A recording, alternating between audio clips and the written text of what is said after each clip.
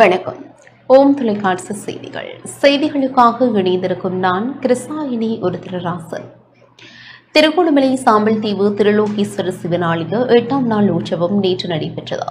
கிழக்கு மாகாணம் திருகோணமலை சாம்பல் தீவு இலுப்பைக்குளம் திருக்கைலாசவாசம் சர்வலோக நாயகி சமேத ஸ்ரீ திருக்குலோஸ்வரர் சிவன் ஆலயம் 8ஆம் நாள் மகோற்சவம் நேற்று சிறப்பாக நடைபெற்றது.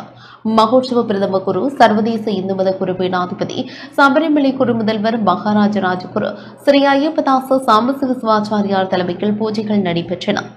கிரியாகால குரு கிரியா கலாமணி சிவஸ்ரீ ராம சிவகுமார குருக்கள் ஆலய பிரதம குரு பானா விஜயகாந்தன் சர்மா பிரம்மஸ்ரீ சிவஹரிஹர சர்மா குமாரையா ஆகியோர் கிரியைகளில் கலந்து கொண்டனர்.